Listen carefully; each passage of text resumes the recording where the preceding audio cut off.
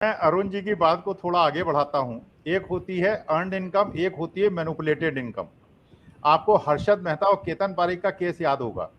उस केस में क्या करता था वो लोग क्या करते थे, स्मॉल कैप कंपनीज जिनका मार्केट कैपिटलाइजेशन कम होता है, जिसमें फ्लोटिंग स्टॉक्स कम होते हैं, जो रिटेल इन्वेस्टर्स के पास स्टॉक कम होते हैं, उनको खरीद के स्टॉक प्राइसेस को मैनिपुलेट करते थे। यही काम अडानी के केस में हुआ।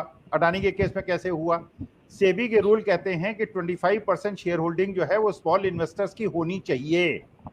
यहां जो मेन प्रश्न है वो ये है कि क्या स्मॉल इन्वेस्टर्स के पास 25% की शेयर होल्डिंग है? अगर ये रिटेल इन्वेस्टर्स के नाम पर शेल कंपनीज या बड़े बड़े पूंजीपतियों ने पैसा लगाया है, तो क्या ये रिटेल इन्वेस्टर्स हैं? और अगर रिटेल इन्वेस्टर्स नहीं है, आपने कहा कि कल अडानी के शेयर प्राइसेस बढ़ गए, आज उतने ही गिर भी गए। देखिए, अगर फ्लोटिंग स्टॉक्स नहीं होंगे, अगर रिटेल इन्वेस्टर छोटे निवेशकों के पास शेयर्स नहीं होंगे, ये 75% का नियम सेबी ने क्यों बनाया?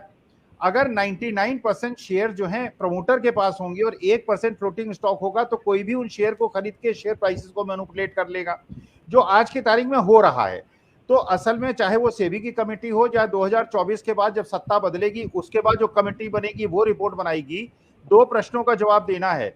जो शेयर होल्डर्स हैं, जो शेयर ट्रांसफर एजेंट के पास उनकी लिस्ट है, जब ये पता चलेगा कि उसमें जितने भी शेयर होल्डर्स हैं कितने फेक हैं और कितने असली हैं, क्या झुग्गी झोपड़ी में नाम देकर पूंजीपतियों ने अपना पैसा लगा दिया है, उनको रिटेल इन्वेस्टर दिखाया गया है, पैसा उनका नहीं है और वो पता ही नहीं है।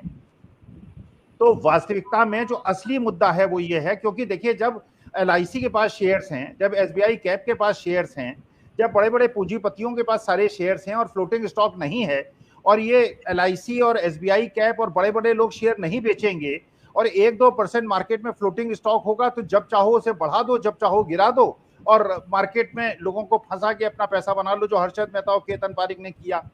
तो वास्तविकता में अभी जो इंटरिम रिपोर्ट आई है, फाइनल रिपोर्ट आई है, इसका प्रश्न नहीं है।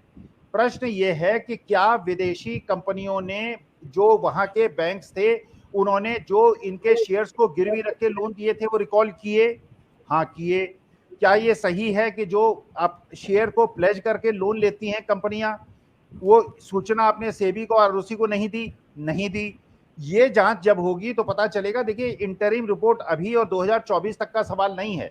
असली मुद्दा यह है कि सेबी के नियमों का, ROC के नियमों का उल्लंघन करके अगर स्मॉल इन्वेस्टर्स इसमें बेवकूफ बना, आज भी शेयर प्राइसेस गिरे हुए हैं, तो इसका मतलब यह है कि LIC, चलो SBI कैप तो जनता का पैसा है, लुटा सकती है, लेकिन अगर इसमें 100 आदमी भी ऐसे हैं जो स्मॉल इन्वेस्टर्स हैं, जिनका असली पैसा लगा हुआ है और सही में वो स्मॉल इन्वेस्टर्स हैं, और अगर उनका पैसा डूबता है, और जो LIC और SBI कैप के पास पैसा है वो भी हमारा आपका पैसा है, अगर वो उसमें 40% की गिरावट हो जाती है और ये मैनिपुलेशन होकर शेयर प्राइसेस को ऊपर नीचे किया जाता है।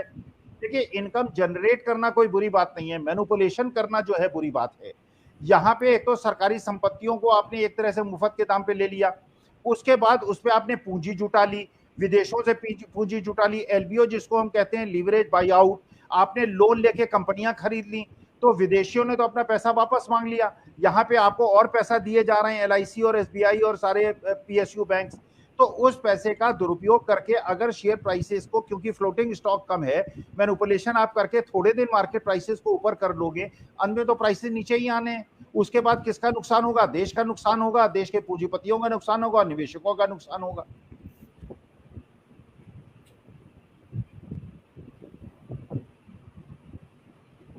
जी सलीम जी। हाँ जी,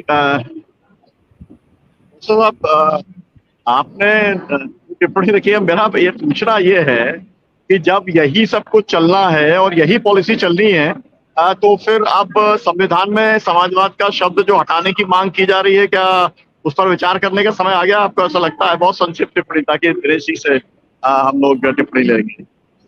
नहीं, ये सुनीलम जी, ये हेरा फेरी है, ये हेरा फेरी है। और वास्तविकता में अगर आप फ्लोटिंग स्टॉक नहीं रखते और इसको स्मॉल कैप कंपनी बना देते हैं, इसको हेरा फेरी कहते हैं, इस पे समाजवाद से कोई लेना देना नहीं है। अगर सरकार की सारी संपत्तियां केवल अडानी को देंगे, सारे एयरपोर्ट दे देंगे, रेलवे दे देंगे, बंदरगाह दे देंगे, कोल माइंस दे देंगे, सब कुछ अडानी को दे देंगे, और अडानी पैसा कहां से लाएगा? हिंदुस्तान के बैंक से तो ले नहीं सकता। वो विदेशी बैंकों से, क्योंकि हमारे पास कहेगा 1 लाख करोड़ के एसेट्स हैं, 50,000 करोड़ का लोन दे दो, वो लोन दे देंगे। उसके बाद यहाँ शेयर प्राइसेस को मैनिपुलेट करके आप प्रेसेस को, यही तो करना चाह रहे थे ये लोग, एफपीओ में करना क्या चाह रहे थे, शेयर मार्केट से पैसा उठाओ और लोगों के लोन वापस कर दो, और लोन वापस करके कहो, और उसके बाद जब पैसा डूब जाए शेयर मार्केट में तो कहो कि अनिल अंबानी की कंपनी में जैसा पैसा डूबा था, जैसे ललित मोदी, नीरव मोदी डूबा था, इसमें भी डूब गया।